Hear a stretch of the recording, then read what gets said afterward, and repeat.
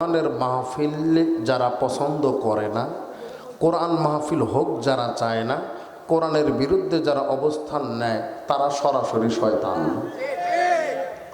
এ কথা বোঝার জন্য কি আরো দলিলের প্রয়োজন আছে? তারা কি শয়তান? এরকম বহু শয়তান আমাদের আশেপাশে আছে, ঠিক না? কথা বলেন। আপনারা তো ওই দলে না, আপনারা কার দলের? আল্লাহর দলের। সুবহানাল্লাহ বলেন। আল্লাহর দলের মানুষগুলোই আল্লাহর কোরআন পছন্দ করে, ঠিক না? আল্লাহ তাআলা রব্বুল আলামিন বলেন উলাইকা হিজবুল্লাহ, আল্লাহ ঘোষণা করে দেন ওরা আমার দলের লোক। এই জন্য আমার নীতিমালাগুলো তাদের পছন্দ হয়, ভালো লাগে। আমার কোরআনের আওয়াজ শুনলে, তাফসীর শুনলে এরা ঘরে বসে থাকতে পারে না। সুবহানাল্লাহ। আপনারা খুশি না বেজার? প্রশংসা করব কার? সকল প্রশংসার একমাত্র মালিককে। জবান খুলে আকাশ বাতাস প্রকম্পিত করে হৃদয়ের মণিকোঠায় জমানো সমস্ত ভালোবাসা উজাড় করে দিয়ে সেই মহান মনিবের প্রতি অসংখ্য অগণিত অজস্র কালিমাত শকর ও নতশিরে সুজুদ পেশ করছি। সকলে বলি আলহামদুলিল্লাহ। আল্লাহ তাআলা রব্বুল আলামিন কুরআনুল কারীমের শুরুতেই তিনি কত সুন্দরভাবে ঘোষণা করে দেন, আলহামদুলিল্লাহি রাব্বিল আলামিন। আল্লাহ ডাক দেয়া বলে, বান্দা প্রশংসা যদি করতে হয় কেবলমাত্র শুধুমাত্র আমি আল্লাহর প্রশংসা করবা, কেননা জবানটা দিয়েছেন কে? অতএব আল্লাহর দেওয়া জবান দ্বারা আল্লাহর প্রশংসা করতে হবে। দুনিয়ার কোন রাম বাম নাস্তিক মুরতাদের প্রশংসা করা যাবে না। আল্লাহ বলেন আর-রাহমানু আল্লামাল কুরআন খলাকাল ইনসানা আল্লামাহুল বায়ান। আল্লাহ ডাক দিয়ে বলেন আমি হইলাম রহমান, বানাইলাম ইনসান, শিখাইলাম কোরআন, শিক্ষা দিলাম বায়ান, শিক্ষা দিলাম জবান। যেই ব্যক্তি আল্লাহর দেওয়া জবান দ্বারা আল্লাহর কোরআন পড়বে, আল্লাহর কোরআন শুনবে, আল্লাহর কোরআন মানবে, আমার আল্লাহর বিধান মানবে, আমার আল্লাহর প্রশংসা করবে, আল্লাহ ডাক দেয়া বলে ওই ব্যক্তি হলো ইনসান।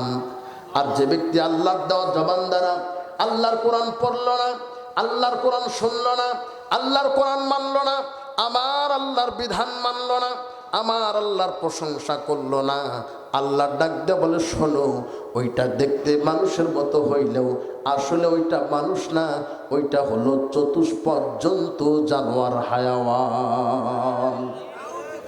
এজন্য মানুষের মতো দেখা গেলে মানুষ বলা। যারা কোরআন মানে না, কোরআন শোনে না, কোরআন বোঝে না, কোরআনের বিরোধিতা যারা করে, এদের পরিচয় আমার আল্লাহ কুরআনুল কারীমের ৯ নম্বর পারা ১৩ নম্বর পৃষ্ঠার প্রথম আয়াত শেষাংশে আল্লাহ বলেন উলাইকা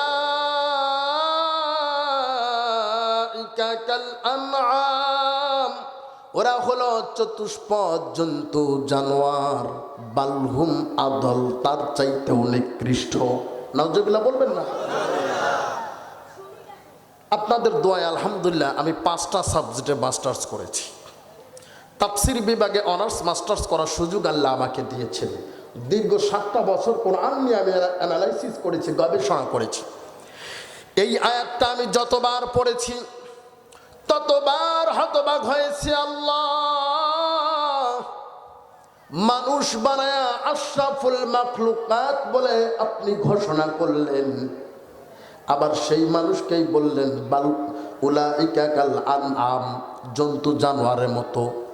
এতটুকু বললেও তো যথেষ্ট ছিল, কিন্তু আমার আল্লাহ আর একটু বাড়িয়ে বললেন বালহুম আদল, তার চাইতেও নিকৃষ্ট। নাউজুবিল্লাহ বলেন। যদি মানুষদেরকে জন্তু জানোয়ারের সাথে তুলনা করত, কুকুর শুকুরের সাথে তুলনা করত, তবুও তো একটা মাখলুকাতের মধ্যে পড়তো। কিন্তু আল্লাহ এমন একটা শব্দ ব্যবহার করলেন যেই শব্দটা মানুষদেরকে জন্তু জানোয়ার চাইতে নিকৃষ্ট, এমনকি শয়তানের চাইতেও নিকৃষ্ট বানায়া দিয়েছে। আমি আজকে প্রমাণ দেব। এই আয়াতটা আমি যতবার পড়েছি হতবাক হয়েছি। আমি আকলি এবং নকলি দুইটা দলিলই আপনাদেরকে দেব। মানুষ কিভাবে জন্তু জানোয়ারের চাইতে নিকৃষ্ট হয়। বলেন তো আল্লাহ মাখলুকাত তৈরি করেছেন কতগুলো? একটু জোরে বলেন, আর একবার বলেন। যেই কথাটা তিনবার বলাবো মনে করবেন ভেজাল আছে। এই যে 18,000 মাখলুকাতের কথা ছোট থেকে আমরা শুনে আসতেছি। আমাদের হুজুররাও বলে, সবাই বলে 18,000 মাখলুকাত। আমার বাসায় 8 লাখ টাকার উপরে কিতাব আছে। আমি যেই মাদ্রাসায় পড়েছি, দারুন নাজাত সিদ্দিকিয়া কামিল মাদ্রাসায়, প্রায় কোটি টাকার কিতাব সেখানে আছে। এই 18,000-এর তথ্য কোনো নির্ভরযোগ্য কিতাবে নাই। আমি চ্যালেঞ্জ করে বলতে পারবো, এমন কোন ব্যক্তি নাই আমার সামনে প্রমাণ করতে পারবে আসমানের নিচে জমিনের উপরে নির্ভরযোগ্য কোন কিতাবে 18,000-এর কথা উল্লেখ আছে। সম্পূর্ণ একটি ভিত্তিহীন এবং মিথ্যা তথ্য। বর্তমান প্রাণী বিজ্ঞানীগণ গবেষণা করে বের করেছে, সমুদ্রের নিচেই আছে 17,000। এখন বলেন তো দেখি, একটা কমন সেন্স, সমুদ্রের নিচে যদি থাকে 17,000, সমুদ্রের উপরে মাত্র 1,000। হ্যাঁ, প্রথম আসমানে নাই, দ্বিতীয় তৃতীয় চতুর্থ পঞ্চম সপ্তম আসমানে নাই, জান্নাতে নাই, জাহান্নামে নাই। তাহলে এই যে 18,000 তথ্য কে দিল আপনাকে? এটা হলো কিতাবুল আন্দাস রওয়াহুল মুনগরা। এই কিতাব কোনো প্রকাশনায় ছাপা হয় নাই। এটা কিতাবুল আন্দাস রওয়াহুল মুনগরা। বলবেন হুজুর তাহলে কি এর কোনো তথ্য নাই? অবশ্যই আছে। বিশ্ববিখ্যাত তাফসীর গ্রন্থ, সবচাইতে গ্রহণযোগ্য একটি তাফসীরের কিতাব তাফসীরে ইবনে কাসির। এই তাফসীরের লেখক মুসান্নিফ আল্লামা ইমামউদ্দিন ইবনে কাসির রাহিমাহুল্লাহ, তিনি তার বিখ্যাত ইতিহাস গ্রন্থ আল বিদায়া ওয়ান নিহায়া গ্রন্থে উল্লেখ করেন, আমার আল্লাহ 80,000 না, আমার আল্লাহ 18,000 না, 30,000 নয়, 50,000 নয়, 80,000-এর উপরে মাখলুকাত সৃষ্টি করেছেন। সুবহানাল্লাহ বলেন। কতগুলো? 80,000। আর কাঠমোল্লায় বলে 18,000। পড়াশোনা করে এখানে আসবেন, এটা নাচ গানের মঞ্চ নয়। আসলেন আর ভুলভাল কথা বলে চলে গেলেন। এই ময়দানটা এখন কলঙ্কিত করে ফেলেছে কিছু অযোগ্য নকল কিছু ভণ্ড বক্তাগুলো। পড়াশোনা করে না, কে কি ওয়াজ করে হুবহু ওইটাই বলতে হবে। পড়াশোনা করে আসো। এজন্য আমি প্রত্যেকটা প্রোগ্রামে বলি, আপনারা বিষয় নির্ধারণ করে দিবেন, আলোচক সেই বিষয়ের উপরে কথা বলতে বাধ্য। বিষয় আলোচনা করতে পারবে না, স্টেজ থেকে নামায় দিবেন। তোমার মতো মুখস্থ বক্তার দরকার নাই। মাখলুকাত কতগুলো? 80,000। এরপরে 18,000 কেউ বললেই ধরবে না। এই যে 80,000 মাখলুকাত, সমস্ত মাখলুকাত গুলো 24টা ঘন্টা আমার আল্লাহর প্রশংসা করে। এই যে আপনাদের পাশ দিয়ে যেই নদীটা বয়ে গেছে, প্রচন্ড বাতাস হলে কলকলো আওয়াজ শোনা যায়। আমরা মনে করি এটা পানির আওয়াজ। আল্লাহ বলে না না না, ওটা পানির আওয়াজ নয়, বরং পানি জোরে জোরে আমার তাসবিহ জপতেছে। সুবহানাল্লাহ। সকালবেলা ঘুম থেকে উঠবেন, মোরগ ডাকাডাকি করে, পাখিগুলো কিচির মিচির করে। আমরা মনে করি এগুলো পশু পাখির ডাক। আল্লাহ বলে না না, পশু পাখিগুলো আমি আল্লাহর তাসবিহ জপতেছি। বাতাস যখন শশ শব্দ করে বয়ে যায়, আমাদের কানে বাতাসের শব্দ আসে। আল্লাহ বলে না, ওটা বাতাসের শব্দ নয়, আমি আল্লাহর তাসবিহ বাতাস জোরে জোরে জপতেছে। এমন কি ওই যে জোনাকি পোকা ঝি ঝি করে ডাক দেয়, আল্লাহ বলে এটাও আমি আল্লাহর জিকির। আল্লাহ বলেন ইউসাব্বিহু লিল্লাহি মা ফিস সামাওয়াতি ওয়া মা ফিল আরদ, আসমান এবং জমিন এত দুভয়ের মধ্যে যা কিছু আছে সব কিছুই সার্বক্ষণিক 24টা ঘন্টা আমি আল্লাহর তাসবিহ জপতেছে। সমস্ত মাখলুকাত গুলো আল্লাহর তাসবিহ জপে। নিকৃষ্ট প্রাণী কুকুরটাও আমার আল্লাহর তাসবিহ জপে। আর তুমি মানুষ হয়ে আল্লাহর তাসবিহ জপো না, আল্লাহর প্রশংসা করো না। আল্লাহ বলেন তুমি কুকুরের মতো না, বালহুম আদল, তার চাইতে নিকৃষ্ট। এবার বাস্তবতার আলোকে প্রমাণ নেন। আসার সময় গোসাই হাট, গরু ছাগলের বাজার দেখে আসলাম, বিশাল বড় হাট, তাই না?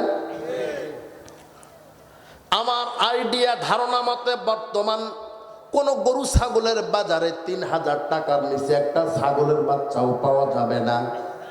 ঠিক বলছি না? ধরেন একটা ছাগলের বাচ্চার দাম 3000। কত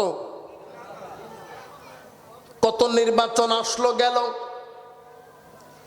আমরা লক্ষ্য করে দেখেছি 5 ওয়াক্ত নামাজ পড়ে, মাসে 3 দিন তাবলীগে যায়, বছরে চিল্লা দেয়, ইস্তেমার ময়দানে যায়, পীরের দরবারে যায়, পাগড়ি ছাড়া হাঁটে না, তাসবিহ ছাড়া তিনি চলেন না, তাহাজ্জুদের নামাজ আদায় করেন, কপালে দাগ ফেলে দিয়েছে।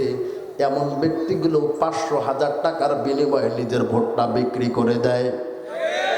কথা বলেন ঠিক নয় কি? মনে করেন 1000 টাকায় বিক্রি করলো, এটা তো কমন, এটা কি কমন? উনি কিন্তু ভালো নামাজি বুজুর্গ মানুষ, উনি কি এটারে কি বুজুর্গ বলা যায় নাকি বেজির গু? বুজুর্গ না বেজির গু? এটা বেজির গু। কপালে দাগ ফেলে দিয়েছে, নুরানি চেহারা। 1000 টাকার বিনিময়ে ভোটটা বিক্রি করে দিলেন। ভোট বিক্রি করে দেওয়া মানে নিজেকে বিক্রি করে দেওয়া, নিজের ইমানটা বিক্রি করে দেওয়া, ঠিক নয় কি? এখন বলেন তো দেখি, ওই যে বুজুর্গ 1000 টাকা বিক্রি করলো, তার দাম কত? কথা কয় না, তার দাম কত? 1000। ছাগলের বাচ্চার দাম কত? কার দাম বেশি? কথা বলেন, কার দাম বেশি? আমি বলি বুজুর্গ, তুমি মুসলমান হওয়া তো দূরের কথা, ইমানদার হওয়া তো দূরের কথা, মানুষ হওয়া তো দূরের কথা, 3000 টাকা দামের ছাগলের বাচ্চা হওয়ার যোগ্যতাও তোমার নাই। তোমার মতো ছাগলের বাচ্চার চাইতে নিকৃষ্ট মানুষকে আল্লাহ জান্নাত দেবে না। কিয়ামত পর্যন্ত বাতিলের পক্ষে রায় দিয়ে, বাতিলকে ভোট দিয়ে দুর্নীতি করার সুযোগ তুমি করে দিয়েছ। কিয়ামত পর্যন্ত সিজদা দিলে তোমার একটা সিজদাও আমার আল্লাহর দরবারে কবুল হবে না। তাকবীর দিতে বললে তাকবীর দিতে পারে না, বলে এটা জঙ্গির মিছিল, জঙ্গিবাদের মিছিল। আর নেতার পেছনে যায় আর বলে অমুক ভাই যেখানে আমি আছি সেখানে ভাল্লুক ভাই এগিয়ে চলো, আমরা আছি তোমার সাথে। কথা বলে না। এই যে ক্যামেরাটা দেখতেছেন সবকিছু রেকর্ড হচ্ছে, হচ্ছে কিনা? এই ক্যামেরা থেকে ডিলিট করারও সুযোগ আছে নাই? এটা রেকর্ডও করা যায়, ডিলিটও করা যায়। আমার আল্লাহ কিন্তু 2টা সিসি ক্যামেরা দিছে, দেয় নাই? কিরামান কাতিবিন 2টা সিসি ক্যামেরা আমার আল্লাহ দিয়েছে। এই ক্যামেরা থেকে ডিলিট করা যাবে, কিন্তু এই ক্যামেরা থেকে ডিলিট করার কোনো প্রযুক্তি কি আছে? ওই যে বলেছে অমুক ভাই যেখানে আমি আছি সেখানে ভাল্লুক ভাই এগিয়ে চলো, আমরা আছি তোমার সাথে। কথাগুলো কি রেকর্ড হয়েছে? অডিও না ভিডিও? ভিডিও। কি ভিডিও? শুধু এই ক্যামেরা না, আরো আছে। যেই জমিনে দাঁড়ায় লাফায়া লাফায়া বলেছেন, ওই জমিনটাও কিয়ামতের দিবসে সাক্ষী দেবে। ইয়াউমাইদিন তুহাদ্দিসু আখবারাহা, ইয়াউমাইদিন তুহাদ্দিসু আখবারাহা। জমিন কিয়ামতের দিবসে ভিডিও আকারে সকল খবরগুলো আল্লাহর কাছে দেবে। এই বুজুর্গ কিয়ামতের দিবসে আল্লাহর দরবারে উঠবে। আল্লাহ তাআলা রব্বুল আলামিন বলবে, বান্দারে তোমার নামাজ রোজা হজ যাকাত কোনো কিছুই কাজে লাগবে না, তোমাকেও জাহান্নাম দিয়ে দিলাম। বান্দা হতবাক হয়ে বলবে, আল্লাহ এত নামাজ পড়লাম, এত রোজা রাখলাম, এত যাকাত দিলাম, এত দান খয়রাত করলাম, মসজিদ মাদ্রাসা করলাম, নামাজ পড়ে কপালটা ফাটিয়েছি, আমি কেন জাহান্নামে যাব? আল্লাহ বলবেন, বান্দা আমি তো তোর জাহান্নাম দিতে চাই নাই, তুই নিজেই নিজের জন্য জাহান্নাম চেয়ে নিয়েছিস। বান্দা হতবাক হয়ে বলবে, আমি আবার জাহান্নাম কবে চাইলাম? কেউ কি জাহান্নাম চায় নাকি? আল্লাহর সাথে সাথেই আরশের এলইডি মনিটরে ভিডিও অন করে দেবে। আল্লাহু আকবার বলেন। ভিডিও অন করে দেবে, ওই জায়গায় আপনি লাফাবেন আর বলবেন, অমুক ভাই যেখানে আমি আছি সেখানে ভাল্লুক ভাই এগিয়ে চলো, আমরা আছি তোমার সাথে। আল্লাহ বলবে, বান্দা তাকায় দেখতো এটা কে? মাথা নিচু করে বলবে, এটা তো আমি।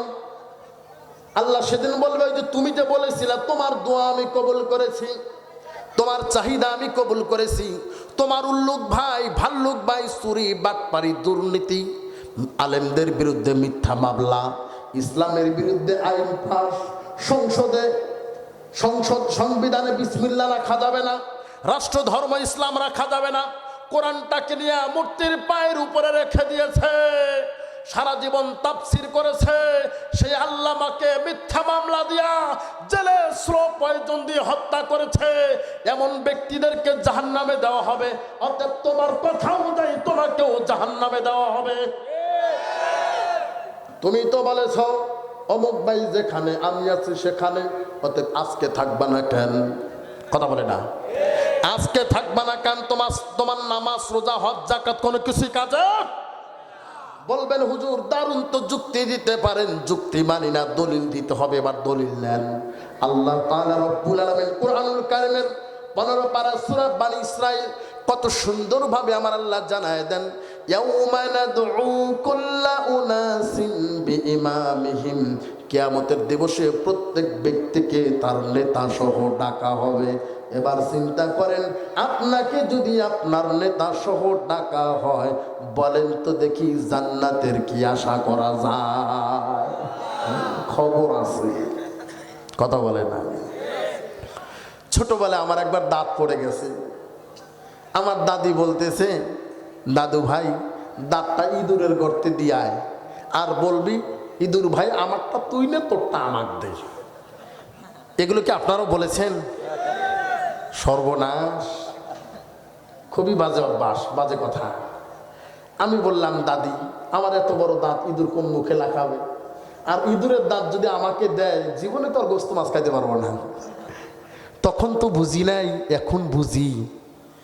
যেই সমস্ত নেতারা, মেম্বার, চেয়ারম্যান, এমপি, মন্ত্রীরা ছোটবেলায় বলেছে ইঁদুর ভাই তোরটা আমাক দে আর আমারটা তুই নে, এই দোয়াটা যদি কবুলই হয়, তাহলে ইঁদুর মার্কার দাঁত দিয়ে কি করবে? ইঁদুরের কাজ কি? পরের ক্ষেতের ধান, পরের ক্ষেতের বাদাম, পরের ক্ষেতের ভুট্টা, পরের ক্ষেতের শস্য নিজের মনে করে নিজের বাসায় কাটে নিয়ে আসা। এটা কার কাজ? নাকি ইঁদুরে চাষাবাদ করে? পরের সবকিছু নিজের মনে করে নিজের বাসায় কাইটা নিয়ে আসে। এতদিন আমরা যে সমস্ত ইঁদুর মার্কা নেতাদেরকে ক্ষমতায় বসাইছি, ওরাও ঠিক ইঁদুর মার্কা দাঁত দিয়া জনগণের চাল, জনগণের রেশন, জনগণের রিলিফ, জনগণের বিল্ডিং, জনগণের কালভার্ট, জনগণের ব্রিজ, জনগণের স্কুল, জনগণের টাকা সব নিজের মনে করে নিজের বাসায়। ঠিক নয় কি? এই নেতার পিছনে ঘুইরা আশা করেন জান্নাত, মামুর বাড়ির আদা। এজন্য জবান যেখানে সেখানে ব্যবহার করা যাবে। কে দিয়েছে জবান? তাকবীর দিতে বললে বলে এটা জঙ্গিবাদের স্লোগান। কিসের স্লোগান? জঙ্গিবাদের স্লোগান। আমাদেরকে মৌলবাদ বলে গালি দেয়। আরে পাগলা, যারা মৌলবাদ তাদের তো মূল আছে, তোদের তো মূলও নাই। কথা কয় না? আমাদের মূল আছে, তোদের মূলও নাই। আমরা মৌলবাদ, আমাদের মূলকে, ওদের মূল নাই, ওদের মূল নাই। যার জন্ম পরিচয় ঠিক থাকে তার তো একজন একটা বাবা থাকে, যার জন্ম পরিচয় ঠিক নাই ওর বাবাই নাই। কথা বলেন ঠিক কিনা? আলোচনা আরো সামনে আছে, মেডিসিন আছে ইনশাল্লাহ, চিন্তা করেন না। জবান কে দিয়েছে? আল্লাহ। ব্যবহার করবেন কার জন্য? আসেন না আরো একবার ব্যবহার করি, বলি আলহামদুলিল্লাহ। আলোচনা কি চলবে? আমি কিন্তু ইতিপূর্বেও এসেছিলাম, কোনো কিচ্ছা কাহিনী, আজগুবি গল্প, কোন পীর চতুর্থ আসমানে নামাজ পড়ে আসছে আর কোন পীর যায় নামাজের সরে বঙ্গোপসাগর পার হয়েছে, এই ধরনের আজগুবি কিচ্ছা কাহিনী আমি বলতেও পারি না, শুনতেও পারি না। আল্লাহ রসুল বলেন নাই আমি মুফতি মুহাদ্দিস পীর ওলি গাউস কুতুব আউলিয়া রাইখা গেলাম, তারা যা বলবে তোমরা তাই শুনবা, এমন কোন প্রমাণ কোরআন এবং হাদিসে কেউ দেখাতে পারবে? আল্লাহ রাসূল কি বলেছেন? তারাকতু ফীকুম আমরাইন লান তাদিল্লু মা তামাসসাকতুম বিহিমা কিতাবাল্লাহি ওয়া সুন্নাতা রাসূলি। আল্লাহ রাসূল বলেন আমি তোমাদের মাঝে দুইটা জিনিস রেখে গেলাম, এক আল্লাহর কোরআন আর এক আমি রাসূলের সুন্নাত তথা হাদিস। এই দুইটা জিনিসকে যদি তোমরা আঁকড়ে ধারণ করতে পারো, আল্লাহে আল্লাহর কসম তোমাদের কখনো পদস্খলন ঘটবে না। আমরা এই দুইটা ধরা বাদ দিয়ে ধরছি পীর, ধরছি কি? ধরছি কি?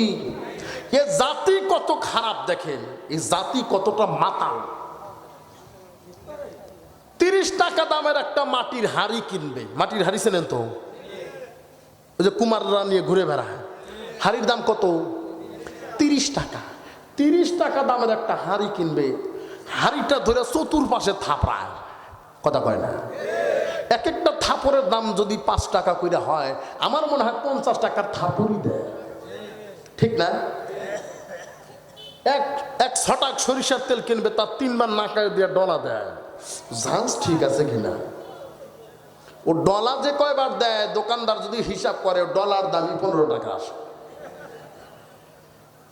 ও হাড়ি কিনতে যায় পরীক্ষা করে, তেল কিনতে যায় পরীক্ষা করে, পীর ধরতে যায় আর নেতা ধরতে যায় একটা বারও পরীক্ষা করে না ওর পীর ওর নেতা কোরআন এবং রাসূলের উপরে দণ্ডায়মান আছে কিনা। পরীক্ষা করা দরকার আছে না নাই? কোরআন অনুযায়ী যে চলবে আমরা তাকে মানব, রাসূলের আদর্শের বাইরে চলে যাবে লাথি মেরে সরিয়ে দেব। রাজি আছেন তো ইনশাআল্লাহ? যেহেতু তাফসির মাহফিল নাম দিয়েছেন, তাফসির করতেই হবে ইনশাআল্লাহ। নাম দিয়েছেন তাফসির মাহফিল, আর তাফসির হবে না এটা কি হয়?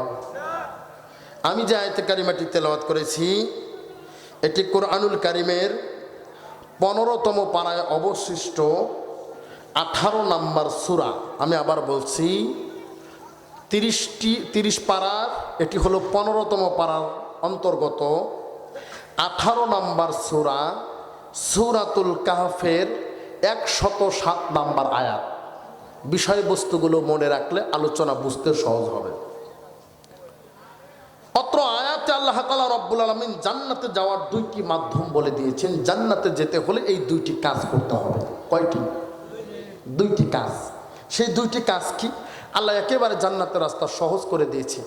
এই 2টা কাজ তোমরা করো, আমি আল্লাহ ওয়াদা দিলাম তোমাদেরকে জান্নাতুল ফেরদাউস দিয়ে দেব। আপনারা কি সেই 2টা কাজ করতে রাজি আছেন? আপনারা কি ওই 2টা কাজ সম্পর্কে জানতে চান? তাহলে আলোচনা করা যায় ইনশাআল্লাহ। আল্লাহ বলতেছেন ইন্নাল্লাযীনা আমানু ওয়া আমিলুস সলিহাত। আল্লাহ বলেন নিশ্চয়ই যারা ঈমান এনেছে, ঈমান আনবে না, ঈমান এনেছে, ওয়া আমিলুস সলিহাত, আর যারা আমলে সলে করেছে, ভালো কাজ করেছে, করবে। আল্লাহ রাসূল আল্লাহ তাআলা রব্বুল আলামিন বলেন কানাত লাহুম, আমি আল্লাহ তাদের জন্য রেখে দিয়েছি, বরাদ্দ করে রেখেছি জান্নাতুল ফিরদাউসি নুজুলা। জোরে জোরে বলা যাবে কি সুবহানাল্লাহ? তাহলে এই জান্নাত পেতে হলে 2টি কাজ করা লাগবে। তার 1 নম্বর কাজ হলো ঈমান আনতে হবে। কি? ঈমান আনতে হবে। ঈমানটা বড় দামি জিনিস, ঈমানটা বড়। ঈমান যদি আপনার ঠিক থাকে তাহলে আমলের দাম আছে, ঈমান যদি ঠিক না থাকে আপনার আমলের কোনো দামই নাই। বোঝাতে পারি নাই? আপনার ঈমান যদি ঠিক থাকে আমলের দাম আছে, ঈমান ঠিক না থাকলে হাজার আমলের কোনো দাম নাই। এক্সাম্পল দিয়ে বলি, ঈমানটাকে যদি আপনি 1 ধরেন আমলগুলো যদি শূন্য ধরেন, পরবর্তীতে যত শূন্য লাগাবেন সংখ্যা বাড়বে না কমবে? বাড়বে। কিন্তু আপনার ঈমান নাই, শুধু শূন্য বাড়াইতেছেন, কত হবে? 1000টা জিরো যদি থাকে, এটার দ্বারা কি কোনো ফায়দা হবে? হবে না। এজন্য ঈমানটা আগে জরুরি। আজকে 2টি শব্দের আলোচনা করা সম্ভব না। এই আয়াতের আলোচনা আমি আমার মসজিদে টানা 6 মাস করছি, এই আয়াতের আলোচনা। আজকে শুধুমাত্র আমানু, এই ঈমান কাকে বলে এই বিষয়টি নিয়ে আলোচনা করব ইনশাআল্লাহ। ঈমানটা কত দামি একটা এক্সাম্পল দেই। 120 বছরের একজন বিধর্মী, সারা জীবন সে শিরক করেছে, সারা জীবন শিরক করেছে। আজকে সকাল 10টার সময় সে কালেমা পড়েছে, বিকেল 4টার সময় ইন্তেকাল করেছে। এখন বলেন লোকটা জান্নাতি না জাহান্নামী? কেন? ঈমান আনার কারণে। এ বেচারা কিন্তু 1 ওয়াক্ত নামাজও পড়তে পারে নাই। 1 ওয়াক্ত নামাজও, মনে করেন 10টায় কালেমা পড়েছে, 11টায় মৃত্যুবরণ করেছে। 1 ওয়াক্ত নামাজও পড়তে পারে নাই, কোরআনও পড়তে পারে নাই, রোজাও রাখতে পারে নাই, হজও করতে পারে নাই। সে জান্নাতে যাবে কেন? ঈমানের কারণে। কত দামি, সুবহানাল্লাহ বলে। তার মানে ঈমানটা আনার কারণে তার 120 বছরের সমস্ত গুনাহ আল্লাহ মাফ করে দিয়েছে। সর্বশেষ যেই ব্যক্তিকে আল্লাহ জান্নাত দেবেন, তার কোনো আমল থাকবে না, তার কোনো আমল থাকবে না, শুধুমাত্র ঈমানটা থাকার কারণে আল্লাহ তাআলা রব্বুল আলামিন জাহান্নামে বছরের পর বছর তাকে পুড়িয়ে জ্বালিয়ে কয়লা বানাবে। অতঃপর সর্বশেষ ঈমানদার হিসেবে যখন তাকে বের করবে, ফেরেশতারা বাধা দিয়ে বলবে, আল্লাহ, জান্নাতের মানুষগুলো এত সুন্দর, যাদের চেহারার দিকে তাকালে চোখ ফিরানো যায় না, আর এই কয়লাকে জাহান্নামে দিলে, জান্নাতে দিলে তো জান্নাতের পরিবেশটাই নষ্ট হয়ে যাবে। আল্লাহ তাআলা রব্বুল আলামিন বলে, ওরে আমার বান্দাকে আমি যখন জান্নাতে দেব তখন তো আর কয়লা রাখবো না, ওকে নাহরে হায়াত, হায়াতের সাগরে গোসল করা, হায়াতের সাগরে যখন গোসল করাবে এই লোকটা জান্নাতীদের মতো সুন্দর হয়ে যাবে। তাকে যখন জান্নাত দেওয়া হবে, সর্বশেষ ব্যক্তি, এই রকম দুনিয়ার 10টা দুনিয়ার সমান। আচ্ছা বলেন তো দেখি, ঢাকা শহরে এয়ারপোর্টের পাশে 1 শতক জায়গার দাম কত হবে? আমার ফারুক ভাই কোন? 1 কোটি টাকা। 1 কোটি টাকা মনে হয় পাওয়া যাবে না বর্তমান বাজারে। 1 কোটি টাকাই ধরলাম। এইরকম জায়গা যদি কারো 10 বিঘা জায়গা থাকে এয়ারপোর্টের আশেপাশে, বাংলাদেশে তার চাইতে ধনী কে থাকবে? সবচাইতে ধনী ব্যক্তি হবে না? 10 বিঘা জায়গা যদি এয়ারপোর্টের আশেপাশে থাকে, যদি সে সারা বাংলাদেশের মালিক হয়, কত ধনী। আমেরিকা, ইউরোপ, গোটা দুনিয়াটা যদি মালিক হয়, তার সে যে কতটা ধনী, এটাকে হিসাব করার মতো। এইরকম 10টা দুনিয়ার সমান একটা দুনিয়া পাবে সবচাইতে একেবারেই নিম্নমানের ঈমানদার, যার আমল থাকবে না, এই ব্যক্তির জন্য 10টা দুনিয়ার সমান আল্লাহ জান্নাত দিয়ে দেবেন। এখন বলেন তো দেখি, বর্তমান আমেরিকার প্রেসিডেন্ট ডোনাল্ড ট্রাম্প, এই ব্যক্তি সবচেয়ে ধনী, নাকি আপনাদের এলাকায় সারাদিন মাছ ধরে পানিতে যেই জেলে বেচারা দিলে একবার হলেও কালেমা পড়ে, এই বেচারা ধনী? এই বেচারা ধনী না? এই যে বিশাল জান্নাত পাবে, যার ইট হবে জাহাবা ওয়াল ফিদ্দা, স্বর্ণ এবং রৌপ্য দ্বারা তৈরি, এই বিশাল জান্নাত পাবে কিসের কারণে? ঈমান আনার কারণে। কিসের কারণে? ঈমান আনার কারণে। এখন আসেন, আল্লাহ তাআলা রব্বুল আলামিন কুরআনুল কারীমে বলেন, ইন্নাল্লাযীনা আমানু, নিশ্চয়ই যারা ঈমান এনেছে। আল্লাহ কিন্তু এই কথা কোথাও বলে নাই যারা ঈমান পেয়েছে, এমন কথা কোথাও বলেন নাই। বলেছেন নিশ্চয়ই যারা ঈমান এনেছে। আল্লাহ আনার কথা বলেছেন, পাওয়ার কথা বলেন নাই। বুকে হাত দিয়া বলেন তো দেখি আমরা ইমান আনছি না পাইছি? এক্সাম্পল দেই, সম্পদের মালিক হবে আপনার ছেলে, পর্যায়ক্রমে চলতেই থাকবে, এটাকে বলে ওয়ারিশি সূত্রে পাওয়া। বুঝতে পারছেন তো? এটা কি ওয়ারিশি সূত্রে পাওয়া? তার মানে আপনার দাদা মুসলমান ছিল, নামের আগে মোহাম্মদ শব্দ লাগাইছে। আপনার বাবা জন্ম থেকেই মুসলমান হয়ে নামের আগে মোহাম্মদ শব্দ লাগাইছে। একই ওয়ারিশি সূত্রে আপনিও জন্ম থেকে নামের আগে মোহাম্মদ শব্দ লাগাইছেন, আপনার ছেলেও জন্মসূত্রে নামের আগে মোহাম্মদ শব্দ লাগাইছে।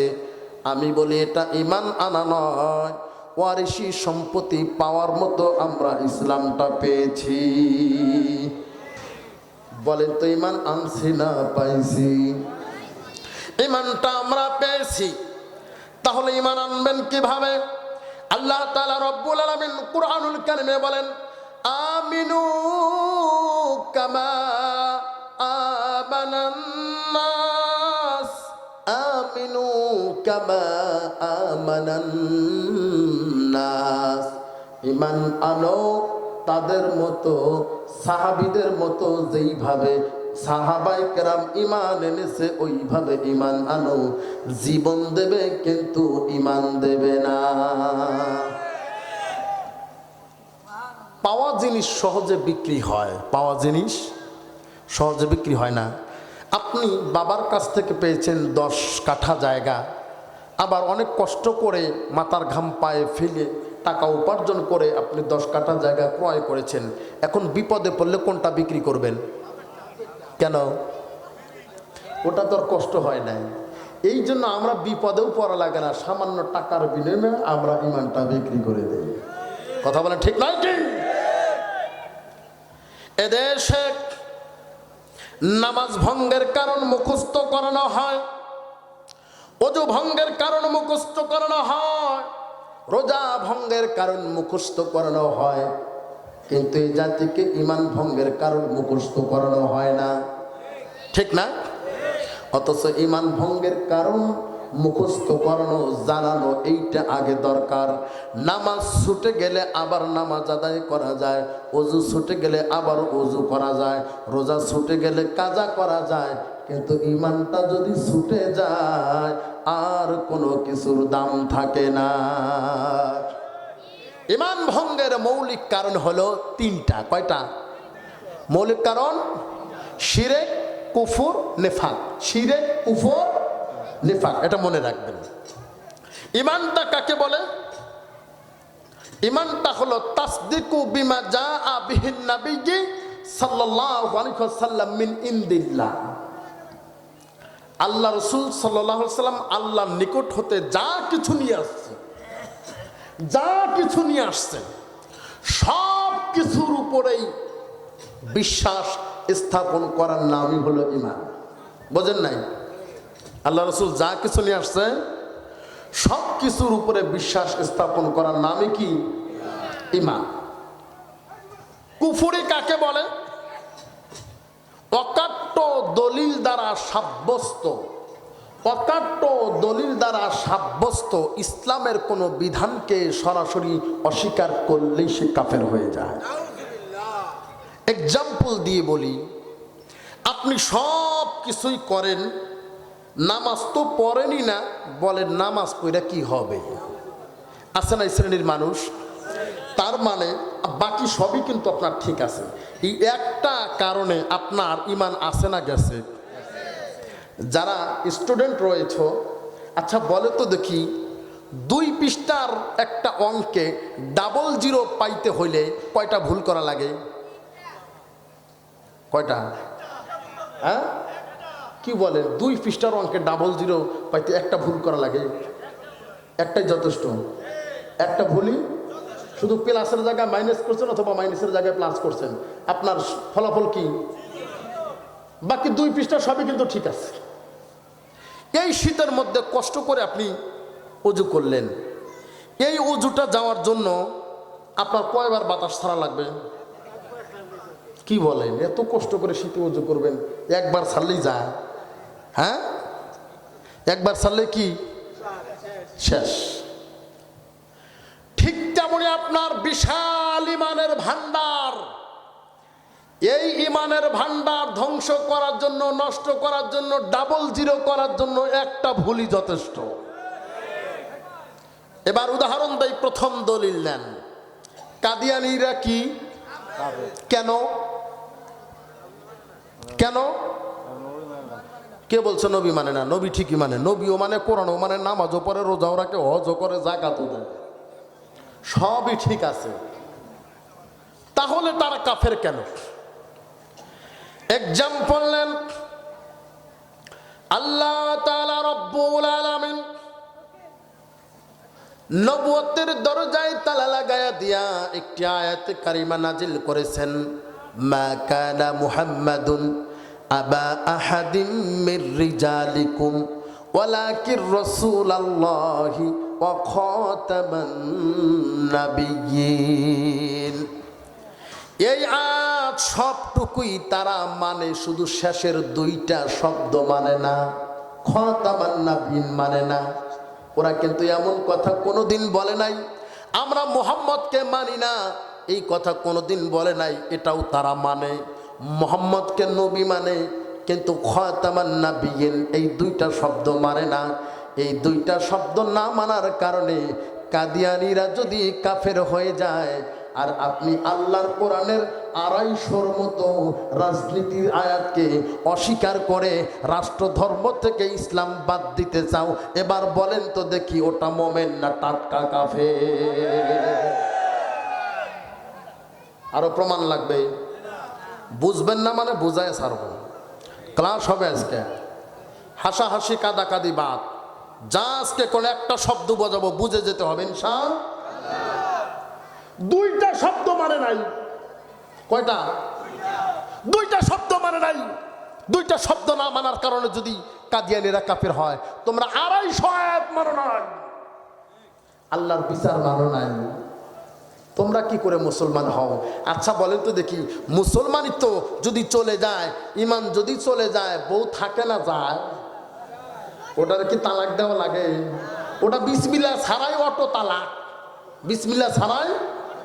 তাহলে এই দীর্ঘ 15টা বছর, দীর্ঘ 15টা বছর আল্লাহর কোরআনের বিরোধিতা করে রাষ্ট্র ধর্ম ইসলামকে বাদ দিতে গিয়ে তোমরা ইসলামী রাজনীতিকে নিষিদ্ধ করার জন্য ইসলামী দলগুলোকে জঙ্গি এবং রাজাকার উপাধি দিয়ে কোণঠাসা করে রেখেছো। এবার বলেন তো দেখি, এরা এদের বউ আছে না গেছে? বউ যদি যায়া থাকে, বউ যদি যায়াই থাকে, এই 15-17 বছরে তারা যে মেলামেশা করছে, ওইটার যে প্রোডাক্ট আসবে, ওইটা হালাল জাদা না হারাম জাদা? এটা কি? এই হারাম জাদারা কি কোনোদিন আল্লাহর কোরআনের আইন চাবে? কথা বলেন। এজন্য কাফের মুশরিকরা বিদায় হয়েছে, ভবিষ্যতে যেন তাদের রেখে যাওয়া হারাম জাদাগুলো ওই চেয়ারের বসতে না পারে। সাবেক শিক্ষা প্রতিমন্ত্রী জাকির হোসেন, নাম শুনছেন তো? এই হাইব্রিডটাই দোয়া করছিল, আল্লাহ বঙ্গবন্ধুকে জাহান্নামের ভালো জায়গায় স্থান দাও। এটা কি আপনারা শুনছেন? ওটা আমার নানা শ্বশুর হয়।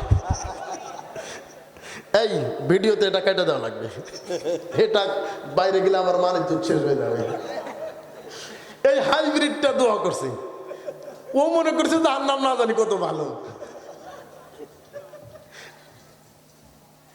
মদ গাঁজা খায়া রাস্তায় পরে থাকতো। হাইব্রিড একদিন আমাকে বলে, হুজুর ঢাকা থেকে এসে শুধু ওয়াজ করে 30-40 হাজার টাকা করে নিয়ে যান, পকেট তো আপনারই ভালো হয়, সমাজের তো কোনো পরিবর্তন হয় না, এ ওয়াজ করে লাভটা কি? কথা কিন্তু ঠিক, কথা কয় না, কথা ঠিক। তা আমি চিন্তা করলাম, ও তো আর আমার ওয়াজ শুনবে না, অতএব খুতবার আগে জবাবটা দেওয়া দরকার, খুতবার আগে জবাব দেওয়া দরকার। ওই জবাবটা আপনাদের এখনো শোনা দরকার, শুনবেন কি? এটা বরিশাল জেলা না? মনে করেন বরিশাল জেলাতে একটা পানির ট্যাঙ্ক আছে, সেই ট্যাঙ্ক থেকে পুরা বরিশাল জেলায় পানি সাপ্লাই করা হয়। তার একটা ট্যাপ আমার যে ভাইয়ের বাসায়ও আছে, আজকে সভাপতি ভাই আমার, ওনার বাসায়ও আছে। ওই ট্যাপের ওই ট্যাঙ্কের পানি পুরা বরিশাল জেলা খায়। মূল ট্যাঙ্কিতে একটা কুকুর মইরা পইরা রয়েছে। এখন বলেন তো পুরা বরিশালের পানি কেমন সুমিষ্ট হবে? ওটা খাওয়া যাবে দুর্গন্ধে? আমার ভাই দেখলো ব্যাপার কি, পানি এত দুর্গন্ধ কেন? সাবান দিয়ে সুন্দর করে ওই কলটা পরিষ্কার করলো, পানি কি ভালো হবে? রাগ করে কলটা পরিবর্তনই করলো, পানি কি ভালো হবে? পুরা বরিশাল জেলার সমস্ত কল পরিবর্তন করলো, পানি কি ভালো হবে? কেন হবে না? ওই যে মূল ট্যাঙ্কিতে যে কুত্তা ময়রা পইরা রয়েছে ওইটার আগে লাত্তি মেরা সরায় দেন, পুরা বরিশালের একটা ট্যাপও পরিবর্তন করা লাগবে না। কথা বলেন ঠিক কিনা? ঠিক তেমনই মূল ট্যাঙ্কি সংসদ ভবনে যেই সমস্ত রাম বাম নাস্তিক মুরতাদগুলো বসেছিল, ওরা কুকুরের চাইতে নিকৃষ্ট। এরা যতদিন ক্ষমতায় ছিল সারা বাংলাদেশে তাফসীর মাহফিল করে কোনো পরিবর্তন করা যায়নি। এখনো যদি ওই ট্যাঙ্কিটা পরিষ্কার করতে না পারেন তাহলে কিয়ামত পর্যন্ত ওয়াজ করলে বাংলাদেশ পরিষ্কার হবে না।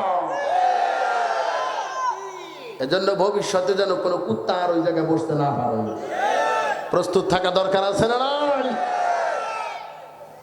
রেডি থাকবেন। কুকুরগুলো ওরা শুধু জিব্বায় লোল পড়তেছে কখন বসবে আর খাবে, কখন বসবে আর খাবে। একই ধারায় কিন্তু চলতেছে, বোঝেন তো? একই ধারা চলতেছে। এজন্য সাবধান। তাহলে কাদিয়ানেরা দুইটা শব্দ অস্বীকার করার কারণে কাফের হয়েছে। আর যারা এতদিন 250 আয়াতকে অস্বীকার করছে এরা কারা? কথা কয় না, এরা কারা? কাফেরের জানাজা পড়া ফতোয়া কি? ডাইরেক্ট বলেন কাফেরের জানাজা পড়া হারাম। এরা মনে করেছিল বাতাস মনে হয় সব সময় একদিকে আসে, কিন্তু পাগলগুলো বোঝে না মাঝে মধ্যে বাতাস প্রকৃতির নিয়ম অনুযায়ী উল্টা দিকে ঘোরে। 15টা বছর তোমরা আমাদের নামে মিথ্যা হামলা মামলা দিয়া আমাদের ঘরে আমাদেরকে থাকতে পারো নাই, থাকতে দাও নাই। জীবনে একটা অপরাধ করি নাই, মাহফিল করেছি চট্টগ্রাম, আমার নামে মামলা হয়েছে কুড়িগ্রাম। মাহফিল করেছি চাঁদপুর, মামলা করে রংপুর। 37টা মামলা আমার নামেও ছিল। ওরা মনে করেছে এভাবে দিতেই থাকবো, হুজুরদের জবান বন্ধ করে দেব। কিন্তু পাগলগুলো বোঝে না বাতাস সব সময় একদিকে ঘোরে না, মাঝে মধ্যে উল্টা দিকেও ঘোরে। আর যেই দিন উল্টা দিকে ঘোরবে ওই দিন কিন্তু থালা বাসন কোনো কিছুই গোছানোর সময় থাকবে না। এত খাবার দাবার ছিল, রান্না করা হাঁস মুরগি গরু ছাগল কত কিছু ছিল, ফ্রিজ ভর্তি খাবার ছিল, পুকুরে মাছ ছিল, কত সুন্দর সুন্দর। শুধু তাই নয়, সুকে জালমারি ভর্তি মদের বোতলও ছিল। আর তাহাজ্জুদ গুজারি ব্যক্তি কি বুজুর্গ মদের বোতল রাখে জান্নাতে যাওয়ার জন্য। হ্যাঁ, এরা মনে করেছিল বাতাস মনে হয় সব সময় আমাদের দিকেই থাকবে, অন্যদিকে যাবে না। ছেলে মেয়ের যদি বিয়া হয় দুইজনের মা বাবা উভয় বিয়াই হয়, তাই না? ওনার ছেলে ওনার মেয়ে বিয়ে হলে দুইজনের সম্পর্ক কি? বিয়াই। বড্ড মজার সম্পর্ক। দুই বিয়াই যদি এক জায়গায় গল্প শুরু করে দেয় ঘরে আগুন লাগলেও টের হয় না, তাই না?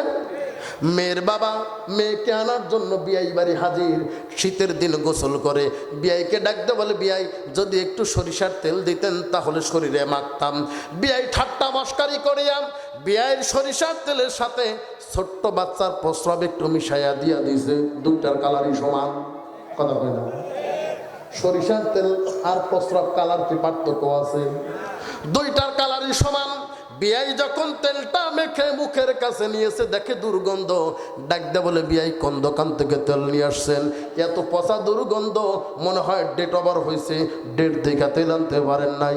ছেলের বাবা ডাকতে বলে, বিয়াই রাগ করবেন না, আমরা দোকানের তেল ব্যবহার করি না, এইটা হলো আমাদের নিজস্ব ঘানির তেল। কথা তো ঠিক আছে, নিজস্ব ঘানির তেল। তেলের গন্ধ আর বিয়ার কথা দুইটা এক জায়গায় করে মেয়ের বাবা বুঝতে পেরেছে কোন ঘানি থেকে বাইর করছে, গন্ধে প্রমাণ করে দেয়। কিছুদিন পর ছেলের বাবা বৌমাকে আনার জন্য মেয়ের বাড়িতে হাজির। সে মনে করেছে বিয়ের তো মনে হয় আর বনে নাই, তিনিও গোসল শেষে বিয়াইকে ডাক দেয়, বলে বিয়াই যদি একটু সরিষার তেল দিতেন তাহলে আমি একটু মেখে নিতাম। মেয়ের বাবা মনে করে তুমি আমার যেই ঘানি দিয়া অপমান করেছিলা আমার কাছেও ঘানি একটা আছে। এইবার সরিষার তেলের সাথে ছোট্ট বাচ্চার একটু পায়খানা সুন্দর করে মিক্স করেছে। সারা শরীরে মাখার পর মুখের কাছে যখন নিয়ে আসে বমি বমি ভাব, ডাকতে বলে বিয়াই সর্বনাশ, কেমন পচা তেল কিনা নিয়ে আসছেন, ডেট দেখেন নাই? এতক্ষণ তো ঠিক ছিল, তেল ছাড়াই ভালো ছিলাম, এখন তো তেল মুখের কাছে নিয়ে দেখি বমি আসে, ডেট দেখে আনেন নাই। মেয়ের বাবাও ডাকতে বলে বিয়াই আমরাও দোকানের তেল ব্যবহার করি না, এটা আমাদের নিজস্ব ঘানির তেল, আপনি যেই ঘানি দিয়া আমারে তেল দিয়েছিলেন এটা ঠিক তার পেছনের ঘানির তেল। কথা কয় না? ঠিক আছে তো, এটা কি ঠিক তার পেছনের ঘানির তেল। তোমরা 15টা বছর আমাদের নামে মিথ্যা মামলা দিয়ে হামলা করে তাফসীর মাহফিলগুলো বন্ধ করে আল্লাহর জমিনে আল্লাহর কোরআনের কথা বলতে দাও নাই। এখন আমাদের সময় আসছে পেছনের ঘানি দিয়া সর্বশেষ ঘানি তোমাদের জানাতে হবে না, কুকুরের মতো দাফন করা হবে। রাজি আছেন তো ইনশাআল্লাহ? এটাই হলো শেষ ঘানি, এর পরে আর কোনো ঘানি। বাতাস সবসময় একদিকে বয় না, এক মাঘের শীত যায় না। এই মাঘের শীত আগামী বছর আসবে, এই মাসের খাতা কম্বলগুলো নিয়ে যাবে ওই মাঘের কাছে। কথা বলেন ঠিক কিনা? এটা রাজনীতি না, আল্লাহর কোরআনের দলিল আছে। রাজনীতি না মুরব্বী, আপনি নামাজ পড়বেন, আল্লাহর কোরআনের আইন মানবেন না, আল্লাহ তাআলা রব্বুল আলামিন আপনার নামাজ কিয়ামত পর্যন্ত কবুল করবে না। কথা বলেন ঠিক না? কে বলেছেন? কে বলেছেন? এদের কবরের কথা বলো। আরে পাগল, কবর কি হওয়ার তা তো হবে, কবরটা সাজায় দেওয়া লাগবে তো। কথা বলেন ঠিক না? কবর সাজানো যেতে হবে। আপনার বাড়ির চতুর্পাশে যদি বেড়া না থাকে, আপনার বাড়ির চতুর্পাশে যদি বেড়া না থাকে বিপদের সংখ্যা আছে না নাই? অতএব আগে বেড়া দিয়া সবকিছু ঠিক করতে হবে। বেড়া দিবেন কি দিয়া? আল্লাহর কোরআন দিয়া। একটু আমার দিকে লক্ষ্য করেন, বোঝাচ্ছিলাম ইমান। কি বোঝাচ্ছিলাম? ইমান আনতে গেলে সব কিছু স্বীকার করতে হবে, আর কুফরি করার জন্য সব কিছু লাগে না, একটাও স্বীকার করলেই হবে। কথা কয়টা? কুফরি করলে কয়টা লাগবে? একটাও স্বীকার করলেই হবে। একটু আমার দিকে কান দেন, কথাগুলো একেবারে ক্লিয়ারলি বুঝিয়ে দেব। 1 নাম্বার দলিল দিয়েছে কাদিয়ানি দিয়া, এবার 2 নাম্বার দলিল নেন। আল্লাহ রাসূল সাল্লাল্লাহু আলাইহি ওয়াসাল্লামের জামানা একজন ইহুদির জমি এবং একজন মুসলমানের জমি একই জায়গায়, আইল নিয়ে ঠেলাঠেলি কইরা জমি নিয়ে মামলা শুরু, তর্ক হয়ে গেল। দুইজনের মধ্যে মারামারি হয় অবস্থা। ইহুদি ডাকতে বলতেছে, শোনো, মারামারি করার দরকার নাই, এই মামলাটা চলো আমরা কোনো আদালতে দেই। ইহুদি প্রস্তাব দিল, এই মামলাটা আমার সবচাইতে বিশ্বাসযোগ্য। ইহুদি কিন্তু মুসলমান না। ইহুদি বলল এই মামলার রায় দেবে মুহাম্মদ রাসূলুল্লাহ। কিন্তু মুসলমান বলল না, এই মামলার জন্য আমার সবচাইতে পছন্দ হলো কাব বিন আশরাফকে। নাউজুবিল্লাহ বলবেন? তার মানে কালেমা পড়েছে ঠিক, কিন্তু বিচারক হিসেবে আল্লাহ রাসূলকে মানে না। অবশেষে দুইজন একত্রিত হলো, মামলা নিয়ে যাবে কার কাছে? আল্লাহ রাসূলের কাছে। কার কাছে? আল্লাহ রাসূলের কাছে। আল্লাহ রাসূলের কাছে মামলা নিয়ে আসা হলো। আল্লাহ রাসূল সাল্লাল্লাহু আলাইহি ওয়াসাল্লাম সব কিছু শুনলেন। অতঃপর শুনে দেখলেন জমিটা ইহুদি পায়, রায়টা তার পক্ষেই যায়। মুসলমান অন্যায়ভাবে ইহুদির উপরে জুলুম করেছে, অতএব তার বিরুদ্ধে এমন অন্যায় বিচার করা যাবে না। বোঝা যায় ইসলাম এমন একটা ধর্ম, ইসলাম এমন একটা ধর্ম, অন্যায় হবে যার, বিচার হবে তার। ইসলাম কোনোদিন হিন্দু, বৌদ্ধ, খ্রিস্টান, মুসি চারালের দিকে তাকায় না। কথা বলে ঠিক না? আল্লাহ রাসূল সাল্লাল্লাহু আলাইহি ওয়াসাল্লাম রায় দিয়ে দিলেন ইহুদির পক্ষে। ওই মুসলমানের মনটা বড় খারাপ, মুসলমানের মনটা বড় খারাপ। তিনি বললেন আমি মুহাম্মদের বিচার মানি না। নাউজুবিল্লাহ বলেন। আমি মুহাম্মদের বিচার মানি না, আমি সানি বিচার করাবো, আমি সানি বিচার করাবো। কাকে দিয়ে বিচার করাবা? ইহুদি বলতেছে অসুবিধা নাই, সানি করাও আর 3 নাম্বার করাও আর 5 নাম্বার করাও, আমি যেহেতু সত্য ঠিক পথে আছি অতএব প্রায় আমার দিকেই আসবে। ওই মুনাফিক চিন্তা করলো যার তার কাছে নিয়ে গেলে আমার পক্ষে রায় পাবো না। হযরত ওমর আছে, বিধর্মীদেরকে একেবারে সহ্যই করতে পারে না।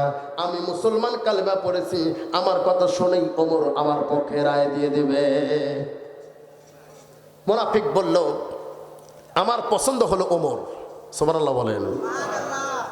ওমর আহারে কেমন নেতা, যার উপাধি হলো ফারুকে আজম।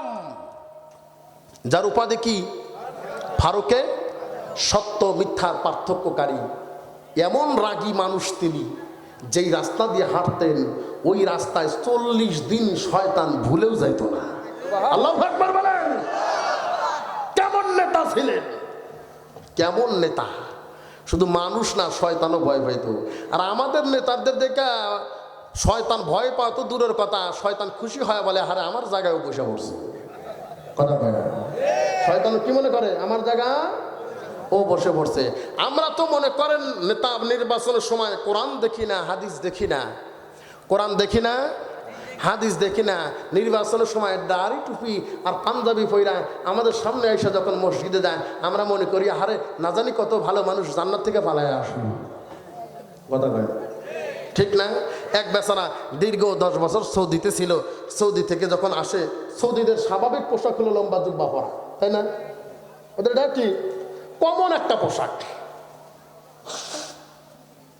বেচারা চিন্তা করলো 10 বছর সৌদিতে ছিলাম, সৌদির পোশাক যদি না নিয়ে যাই তাহলে কি আর হয়? বেচারা কয়েকটি লম্বা জুব্বা, সুন্দর রুমাল, পাগড়ি, মাথায় বিরা আর সৌদিয়ান কিছু তাজ নিয়ে আসছে। মাগরিবের পূর্ব মুহূর্তে আসরের পরে বেচারা বাজারে যাবে, চিন্তা করলো সৌদির পোশাকটা পরেই যাই। পরেছে লম্বা জুব্বা, মাথায় দিয়েছে সুন্দর একখান তাজ। বেচারার মুখস্থ শুধুমাত্র সূরা নাস। বেচারা মুখস্থ কি? কিন্তু এমন হুজুর হয়েছে মনে হয় বাইতুল মুকাররমের খতিব। মাগরিবের আজান হয়েছে, এই পোশাক পরে কি আর মসজিদে না যায় পারে? মসজিদে গিয়ে হাজির, যায় দেখে ইমাম সাহেব অসুস্থ, মুয়াজ্জিন সাহেব ছুটিতে, নামাজ পড়াবে কে? লম্বা জুব্বা যার, ইমামতি তার। সকলে মিলে ধরছে, বাপ আপনাকে পেছনে রেখে আমরা সামনে গেলে হবে মহাপাপ, অতএব তুমি দেওয়ার একটা ধাপ। এ বেচারা চিন্তা করে হায় হায়, ইমামতি এতই সোজা, এতটাই ভাও, লম্বা জুব্বা দেখলেই সামনে যাও। উপায় নাই, ধাক্কা মেরে সবাই যখন তাকে সামনে দিয়েছে, বেচারা তো আর কিছু জানে না, কি আর বলবে? রাকাতে সালাতে লম্বা পাঞ্জাবি ভরা ঠেলাতে আল্লাহু আকবার।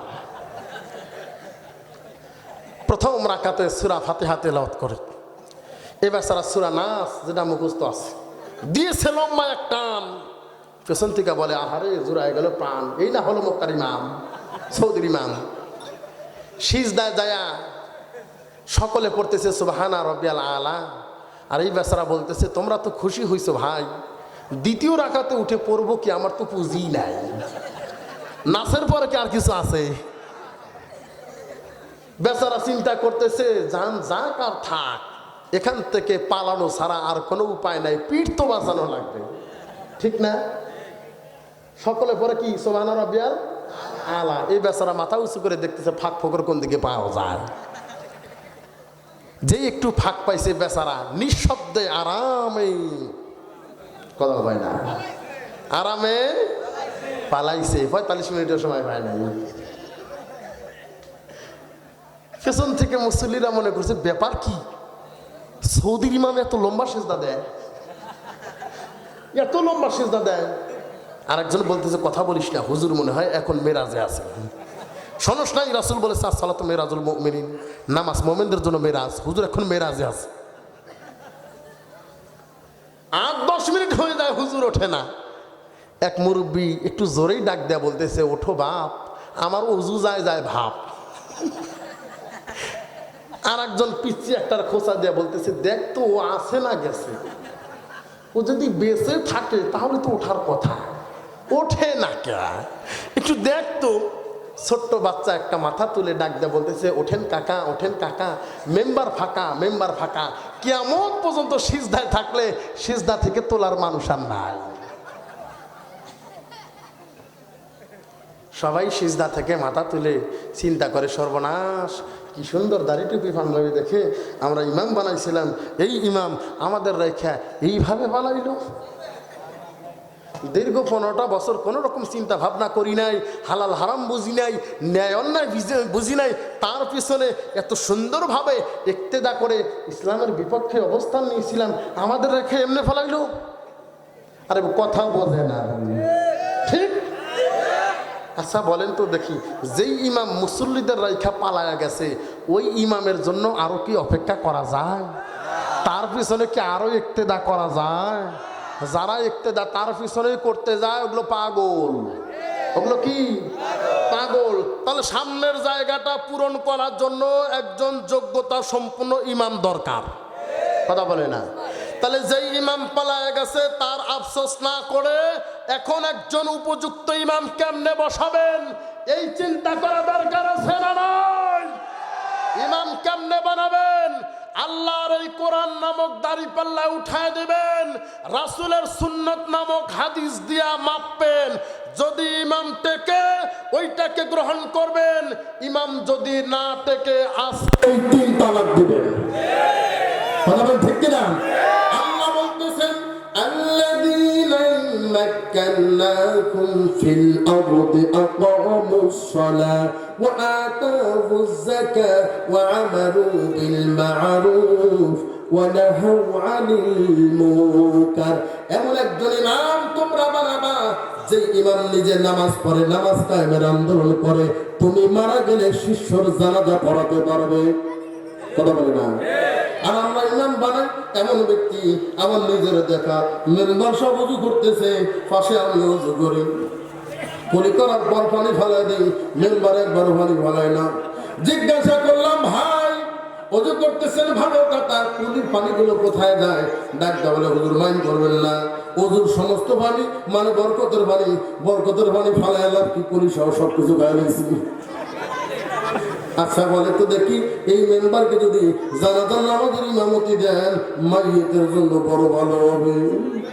কবরে দিলে তো কবর থেকে ওঠা তো দূরের কথা, পায়ে ফেলাই করে দিব। এমন একজন ইমাম বানানো দরকার। আল্লাহ তাআলা রব্বুল আলামিন বলেন, আকিমুস সালাহ, যে নিজে নামাজ পড়বে, নামাজ কায়েমের আন্দোলন করবে, শিষ্য মারা গেলে জানাজা পড়ানোর ক্ষমতা যার রয়েছে। নিজে অন্যায় করবে না, অন্যায় করতে দেবে না, নিজে ভালো কাজ করবে, ভালো কাজের আদেশ দেবে, এমন একজন ব্যক্তি দরকার আছে না নাই? ওমরের কাছে বিচার নিয়ে হাজির, মনে আছে তো? ওমরের কাছে বিচার নিয়ে হাজির। ওমর বলল, কি চাও? ওই মুসলমান বলল, সানি বিচার করাইতে আসছি। ওমর বলে, ভালো কথা। সব কিছু শোনার পর ওমর দেখলো আগের বিচার তো ঠিকই ছিল। এবার ওমর ডাক দেয়া বলে, কি করতে চাও? সানি বিচার করাইতে চাই। প্রথম বিচার কে করেছিল? মুসলমান ডাক দেয়া বলে, প্রথম বিচার করেছিল মুহাম্মদ সাল্লাল্লাহু আলাইহি ওয়াসাল্লাম। ওমর ডাক দেয়া বলে, মুহাম্মাদের বিচার কি তোমার পছন্দ হয় নাই? ওই মুনাফিক ডাক দেয়া বলে, মুহাম্মাদের বিচার যদি পছন্দ হয় তাহলে কি তোমার কাছে আসছি?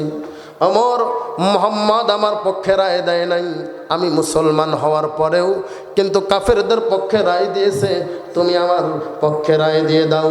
ওমর ডাক দেয়া বলে, চিন্তা করিস না, আমার কাছে আসছিস, আমি খালি হাতে ফিরিয়ে দেব না, আমি তো তোরেই খুঁজতেছি, আমি তো তোরেই খুঁজতেছি, চিন্তা করিস না, তুই একটু বস, আমি ভেতর থেকে বিচার নিয়ে আসি।